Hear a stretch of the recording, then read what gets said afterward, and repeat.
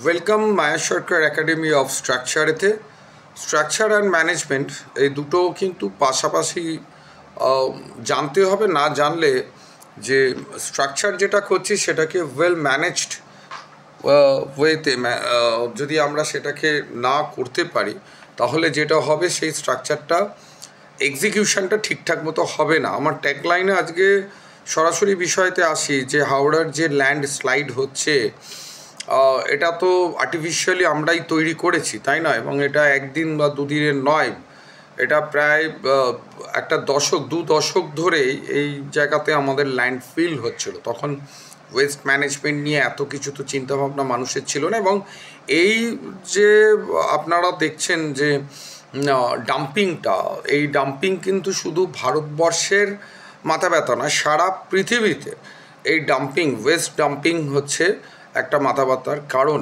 Waste management নিয়ে যারা করেন তাই জন্য ওয়েস্ট অ্যান্ড ম্যানেজমেন্ট শব্দটা তার পিছনে লাগানো আছে যে কী করে আমি ওয়েস্টকে আমি ম্যানেজমেন্ট করতে পারবো যাতে এই ধরনের ক্রিটিক্যাল সিচুয়েশন অ্যারাইজ না করে। তো হাওড়ার এই ডাম্পিংটা কিন্তু অনেক পুরনো ডাম্পিং। এটা নিয়ে অনেক জায়গায়, অনেক পত্রপত্রিকায়, অনেক রিসার্চ ওয়ার্কাররা এই নিয়ে রিসার্চ করেছেন। রিসেন্টলি আমি কোরিয়ার একটা ঠিক এরকমই ঘটনা ঘটেছিল, যেখানেতে এরকম ল্যান্ড স্লাইড করে গিয়ে বা ডেভরিস মুভমেন্ট যেটাকে বলা হয়, ডেভরিস মুভমেন্ট হয়ে প্রায় 15 থেকে 20 জন মানুষ মারা গেছেন। তো আজকের এই যে ঘটনাটা হাওড়ার, যেটা দুদিন ধরে শুরু হয়েছে, প্রথম বিষয় হলো এটা একটা টেকনিক্যাল ম্যানেজমেন্টের বিষয় আছে। এবং আমি মনে করি যে এই টেকনিক্যাল ম্যানেজমেন্টের মধ্যে অনেক কিছু প্রশাসনিক স্তরের ডিসিশনস মেকিং এবং খুব তাৎক্ষণিক ডিসিশন নেওয়ার দরকার। আর সেটা রাজ্যের মুখ্যমন্ত্রী মমতা ব্যানার্জি ছাড়া বাদবাকি কিন্তু কেউই এই ডিসিশন নিতে পারবে না। কেন বললাম এই কথাটা? ভদ্রমহিলার পিছনে আমরা যতই নানা ধরনের ইয়ার্কি ঠাট্টা ফেসবুক মিম করে থাকি না কেন, এটা মানতে হবে যে ওয়েস্ট বেঙ্গলের টিল নাও এই মমতা ব্যানার্জির সেকেন্ড লিডার কিন্তু এখনও কেউ তৈরি হয়নি। এবং ইচ্ছে করলে এই কিন্তু কাজটা করতে পারবে। কি করতে হবে এই মুহূর্তে? এই ডাম্পিংটা দীর্ঘদিন ধরে তৈরি হয়েছে। এখানে পপুলেশন ইন্ডেক্স অনেক বেশি, মানুষের থাকার জায়গা নেই, অর্থনৈতিকভাবে পিছিয়ে পড়া যে সমস্ত মানুষ, তারা এসে একটা স্লাম তৈরি হয়েছে, তাদের জন্য জল, রাস্তা এইসব করতে হয়েছে। ওখানেতে যে ন্যাচারাল ওয়েতে যে ডাম্পিং, তার যে ইঞ্জিনিয়ারিং স্টেবিলিটিটা, সেই স্টেবিলিটিটা অনেক কালেই আগেই বিঘ্নিত হয়েছে। নট অনলি এই সরকারকে শুধু দায়ী করব তা নয়, আগের যে পূর্ববর্তী সরকার ছিল, ওয়েস্ট ম্যানেজমেন্ট যখন হয়েছিল, সেই ওয়েস্ট ম্যানেজমেন্টের ওপর যে কাজ, সেই কাজ কিচ্ছু হয়নি। আর এই সরকারের আমলে তো খুব একটা যে বিশাল কিছু একটা হয়েছে তাও নয়। সুতরাং যেটা হওয়ার কথা ছিল সেটা হয়নি। তবু এইখানে এখন যেটা হয়েছে, এই মানুষগুলোকে আমি জল করে দিয়েছি, রাস্তা করে দিয়েছি, ইলেকট্রিসিটি এনেছি। এর ফলে যেটা হয়েছে যে এটা তো ডাম্প হতে হতে একটা পাহাড়ের আকার নিয়েছে। অর্থাৎ পাহাড়ের আকার যখন নেয়, আমরা দেখবেন যে আমাদের পাহাড়েতে মাঝে মাঝে এই ল্যান্ডস্লাইড কথাটা শুনি। অর্থাৎ সেক্ষেত্রে কি হয় যে স্টেবিলিটিটা আমাদের নষ্ট হয়ে যাচ্ছে।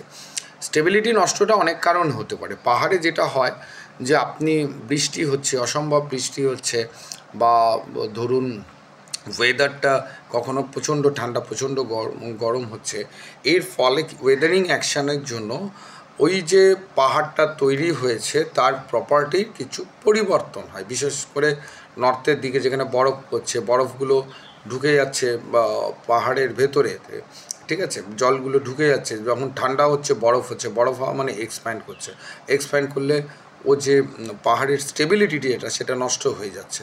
এক্ষেত্রে ডেব্রিসদের ক্ষেত্রেও হয়, বায়োগ্যাস তৈরি হয়ে যায়। দীর্ঘদিন একই ধরে পচনশীল অপচনশীল ময়লা সমস্ত ধরনের এক জায়গায় ফেলে ফেলে ওটার একটা বায়োগ্যাস তৈরি হচ্ছে। এবং বায়োগ্যাস তৈরি হয়ে যাওয়ার ফলে যেটা হচ্ছে যে ভেতরে একটা গ্যাসের প্রেশার, তার ফলে দুদিন খুব বৃষ্টি হয়েছে। মানে এই জিনিসটা মিলে যেটা হয়েছে, ও স্টেবিলিটিটাকে আমাদের সয়েলের উপর হারিয়ে দিয়েছে, যে স্টেবিলিটিতে ও দাঁড়িয়ে থাকার কথা। প্লাস উপরন্তু আমি তার উপরে ডাম্পিং করে আছি। অর্থাৎ বিয়ারিং ক্যাপাসিটি সয়েলের নষ্ট হয়েছে, স্টেবিলিটি নষ্ট হয়ে গেছে।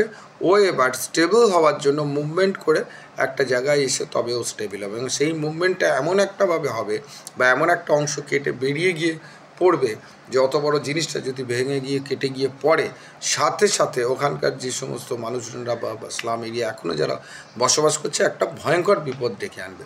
তো এই ল্যান্ডস্লাইড যখন হচ্ছিল এই স্লাম এরিয়ার এবং তার আশেপাশে, এটা ঠিকই যে প্রায় 200 থেকে 250 মিটার বা 500 মিটার একটা রেডিয়াস ধরে ওখানকার যে বসতি আছে এই মুহূর্তে কিন্তু সরিয়ে দেওয়া উচিত। কারণ এই ল্যান্ডস্লাইড কখন হবে এটা কোনো ইঞ্জিনিয়ার, কোনো বিজ্ঞানী কিন্তু বলতে পারে না। এখনও হতে পারে, পরেও হতে পারে, 2 দিন বাদে হতে পারে, 6 মাস বাদে হতে পারে। সুতরাং এই ওটাকে ওটা যে স্টেবল নেই সেটা বোঝাই যাচ্ছে যে মাটি একদিকে উঠতে শুরু করছে, অর্থাৎ জিনিসটা আস্তে আস্তে করে ল্যান্ডস্লাইডের দিকে অত্যাধিক প্রেশারে যাচ্ছে। এই যে ওপর দিকে আস্তে আস্তে এটা কিন্তু একটা সিগনাল দিচ্ছে, ফেটে যাচ্ছে, আজকে যে ফাটলটা আস্তে আস্তে করে বাড়ছে। তো এই মুহূর্তে যেটা করতে হবে সেটা হচ্ছে যে ওখান থেকে লোকগুলোকে সরাতে হবে। এই ডিসিশান এই যেই সময় ভিডিও করছি বা রিলিজ করছি এখনই একে সরাতে হবে, 1 নম্বর কাজ। প্রথম হচ্ছে রেস্কিউ, কেন যে কোনো সময় এটা নেবে যাবে, তাতে হয়তো ঘর বাড়ি কিছু ভাঙবে টাঙবে, কিন্তু মানুষের যে লাইফ হ্যাজার্ডটা থাকছে না। ফার্স্ট এই ডিসিশানটা কেন নিতে পারছে না সেটা এদের উচিত, যে মুখ্যমন্ত্রী যখন বাইরে আছে এইসব মন্ত্রীদের উচিত যে মুখ্যমন্ত্রীকে ফোন করে এই ডিসিশানটাকে আগে নেওয়া, ওই পার্শ্ববর্তী স্কুল, হেলথ সেন্টার না করে মিনিমাম 500 মিটারের একটা রেডিয়াস যেখানে আপনার স্লোপটা চালু হচ্ছে ওখান থেকে 500 মিটার্স রেডিয়াস ছোটো বড়ো যা বাড়ি আছে সেখান থেকে মানুষকে সরিয়ে একটা উন্নত স্থানে নিয়ে যাওয়া। ফার্স্ট হচ্ছে এই ডিসিশান। দ্বিতীয় হচ্ছে এই যে গাধাগুলো যেগুলো এই কর্পোরেশনের, হাওড়া কর্পোরেশনের যে ইঞ্জিনিয়ারগুলো আছে এগুলোকে গাধা ছাড়া কিছু বলি না, এই গাধাগুলো কি করছে যে ওখানে ওয়াটার লাইনটা এখন পাততে যাচ্ছে, কারণ ওয়াটার লাইনটা ওখানে না পাতলে হাওড়া বিস্তীর্ণ এলাকায় যে জলের ওয়াটারের যে নেটওয়ার্ক সেই নেটওয়ার্কটা তারা দিতে পারছে না। কিন্তু ওই অঞ্চলে যেই মুহূর্তে ওই 500 মিটার রেডিয়াসের মধ্যে আমি যখনই ওখানে মাটি কাটতে যাব অলরেডি তার উপর একটা এক্সট্রিম প্রেশার পড়ে আছে, আমি যেই মাটি কাটবো আর একটা ডিজাস্টার তারা নিয়ে আসছে, এবং ওই যে মাটির চাপ ওখানে যতবার আমি জলের লাইন করব ততবার কিন্তু ওই জল দিতে পারবো না।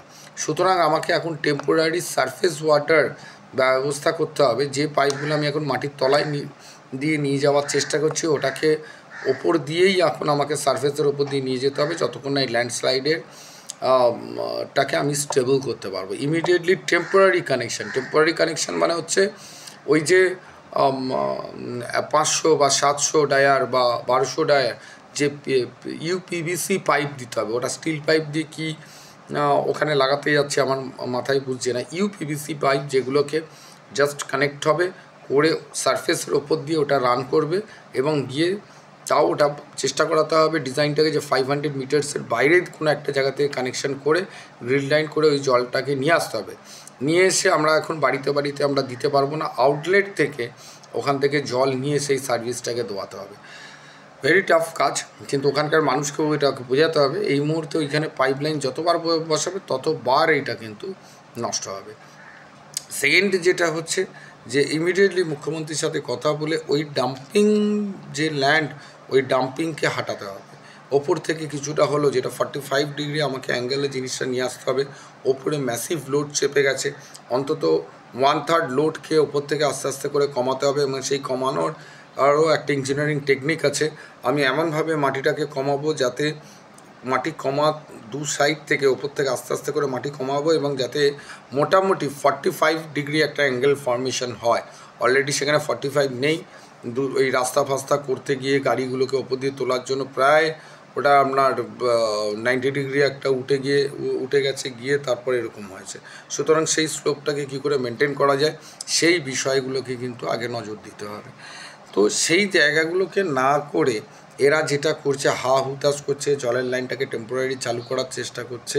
জলের লাইন এখন টেম্পোরারি কোনোভাবে চালু করতে পারবে না, কারণ যতবার দেবে ততবার ভাঙবে, এবং ওখানে যদি আমি এখন জোর করে করতে যাই মারাত্মক ওই ল্যান্ডস্লাইড কিন্তু হতে বাধ্য।